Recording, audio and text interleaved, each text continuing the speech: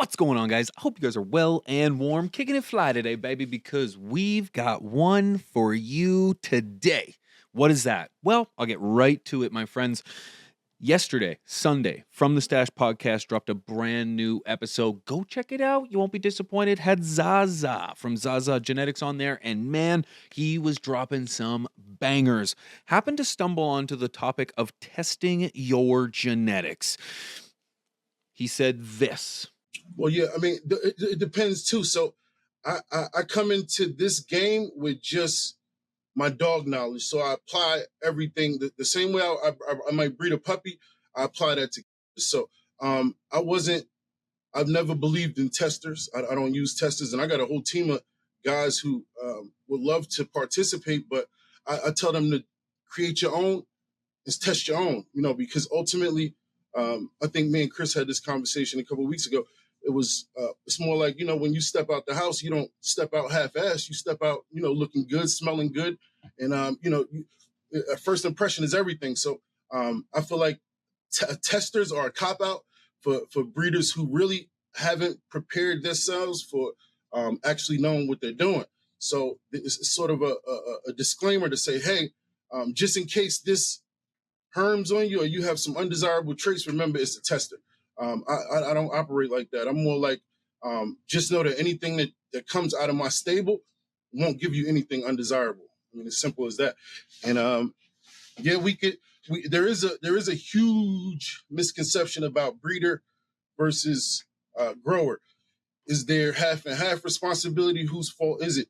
And I take all responsibility when it comes to me, and I'll speak for myself in this case because no other so-called breeder or pollen chuck is gonna own up to this responsibility of knowing that it's my responsibility.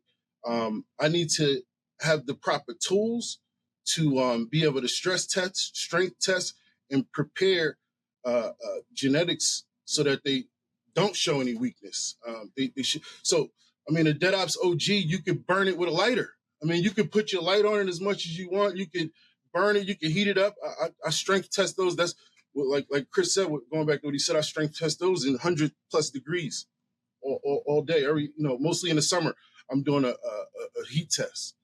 But my ultimate goal is to make sure that no hermaphroditic traits can expose or there. And once you remove that, and you continue to only look and breed likeness of the best and the strongest, you don't run into that stuff. It's just not something.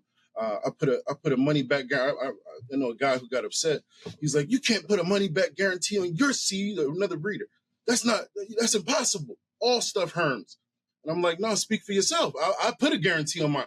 If you ever see a herm or undesirable trait by anything you do, then we'll make sure that you get your money back and another pack of seeds, because that's the responsibility of me as a breeder to make sure I'm putting out quality product. It's not the grower. The grower should have an ease of mind and just going to buy something of good quality and going to make some female plants. That's it. I mean, it should be no stress of, oh, this is a runt or this is, a hermaphrodite or, whatever undesirable traits is the responsibility of the breeder before it leaves the house. It shouldn't leave the house with undesirable traits. I knew as soon as Zaza said that, I was going to make a video. And as soon as that video posted, Chad Westport left a comment in the comment section that mentioned that he disagreed respectfully. And so I wanted to have him on, and he said this. Chad, thank you for meeting with me, man. We've got a lot to discuss here real quick. I seen your comment under the Zaza From the Stash podcast video. Breeder versus grower, and I really liked what you had to say, and I thought, you know what, why not better than to get the man himself to explain his comment and to make it clear for all of us. So please, Chad, if you don't mind. Yeah, I appreciate that, and that's a great way to kind of get into it, because it was just, a comment in general about sometimes I like to talk about fundamentals of breeding, and I enjoyed the show, but one of the things that came up was testing, and that Zaza wasn't testing is kind of what I heard. Someone in the comments had chimed in and said he's, doing the testing himself. And so let's just start with testing. Why is that important? I think it's super, super important for a lot of people who use the plant medicinally.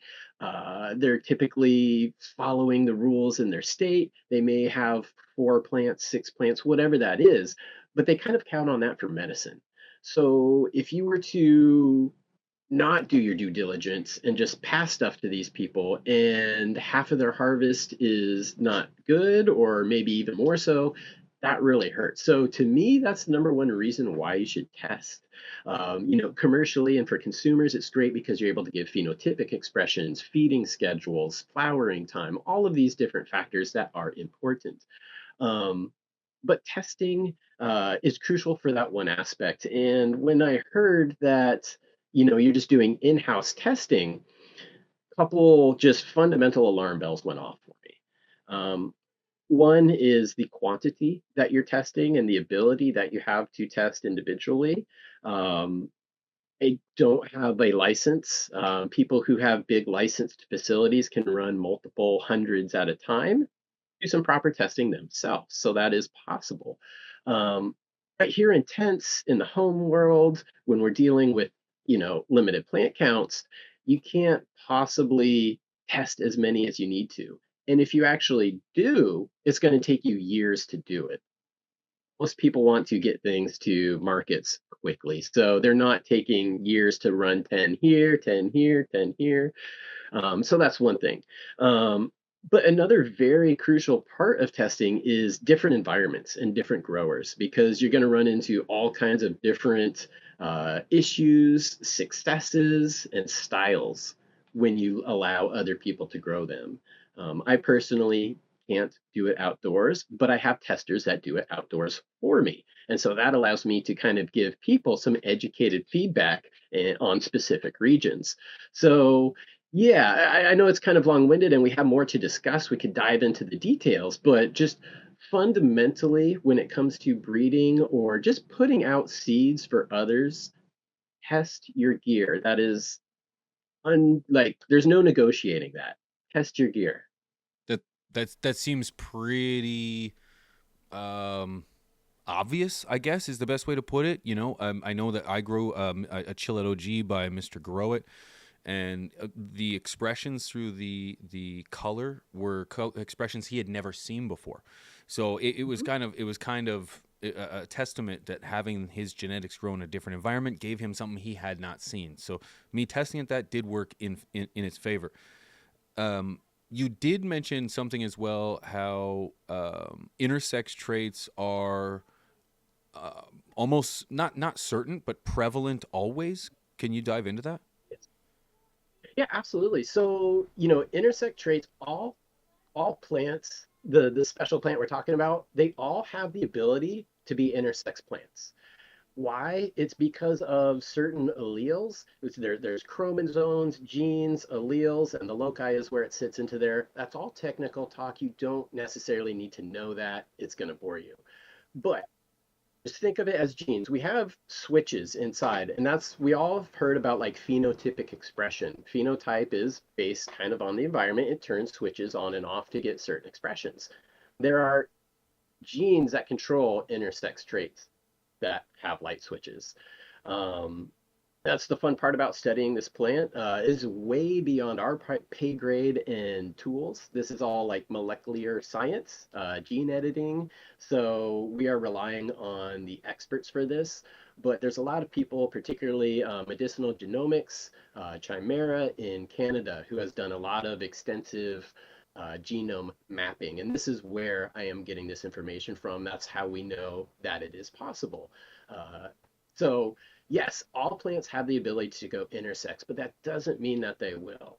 And a lot of plants never show it. Obviously, the majority of them don't show it, but there are some that show it easier than others. And those are based off of a lot of times just environmental triggers or bad genetics. Uh, Environmental triggers is something that we can test for again with multiple different locations. You get the I've seen everything from testers, and I am so thankful for testers because they really do put things through their paces in environments that I can't do, things that I wouldn't think of. Um, so yeah, there are the ones that will flip just because of certain factors. But then there's also ones that just it's in the genetics. Like you could look at it the wrong way and it's going to start throwing intersex traits. Usually early week 3 is typically when they pop up. Um, but those are what you would easily find just by testing yourself. And there's a lot of good genetics out there, and how people get away with not testing, unfortunately, is it's not every time. There's a lot of solid genetics. You put A and B together, and it comes out with something solid. That's solid. Um, but there's also a lot of genetic history in the genetics we're working with today, and something you don't see in this generation may become a dominant trait or a trait that shows in the next generation. So that's just basic testing. Basic testing will eliminate that. Testing in different environments will eliminate different triggers. So yeah, all plants have the potential to be intersex, but that doesn't mean that they will. Okay, that makes total sense. So then my rock filled head thought idea that feminized seeds are more prevalent to intersex trait, or not necessarily more prevalent, but have intersex characteristics, is kind of just null and void then, correct? Because all genetics have, say, not a predisposition, I don't want to confuse the words, but have the ability to, or have that chromosome. Is that correct? Yep. Yeah, and there is truth to what you were just saying too, and that's kind of the cool evolution of just the plant we love and also feminized, because how they were created 20 years ago was by intentionally stressing these plants. Not good reaction. So you're activating that light switch, I got you. and when it passes on to the next generation, that light switch is a little bit easier to flip.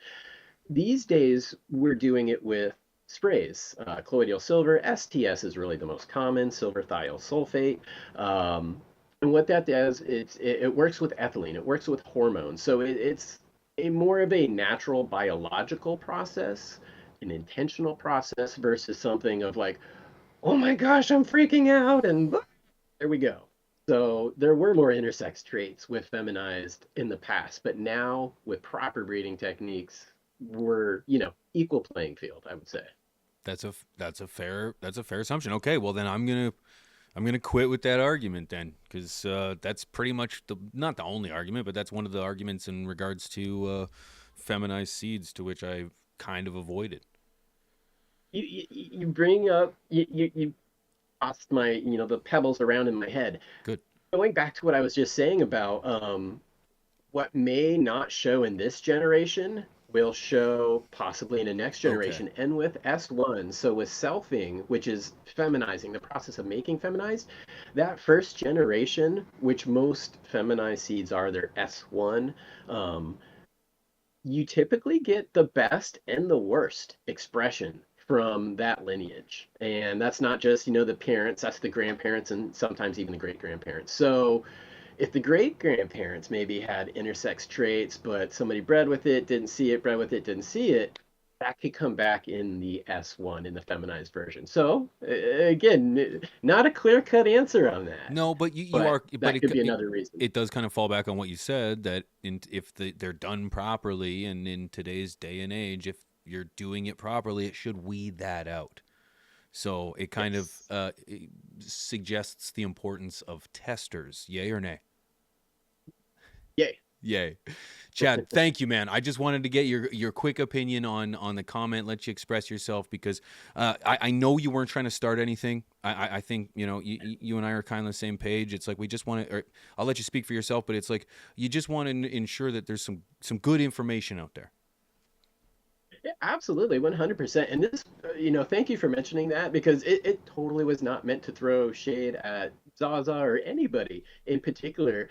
In fact, I myself have watched his channel. I have watched some of the videos. I think he's putting out good information that's going to help people move forward with their breeding project. So we all have our differences, but I am a very, black and white, stick to the SOP, standard operating procedures, and fundamentally, testing is key. So that was my entire point. Makes great sense. Thanks, Chad. I really appreciate you, man. Peace out. Thanks. Now, with all of that considered, I got nothing but respect for Zaza. I got nothing but respect for Mr. Westport. And I want you guys to know, I'm the guy that tells you to stop growing autos, told you to stop topping your plants. So if anyone's going to start throwing out opinions and get upset, it's not going to be me. But let me tell you what I can appreciate is that we have two very differing opinions and two very passionate people in regards to what they believe in. I love the fact that there are multiple ways to grow this plant, both being very transparent on their opinions of how they move forward. You've got the evidence. You can see which is which. As a consumer, we get to choose. That's what's brilliant. I wish both these men nothing but luck, nothing but love, and we will check up with them real soon. Shout out to you guys for having an open, honest conversation. I'll see you guys soon. Shout out to the flock. Peace.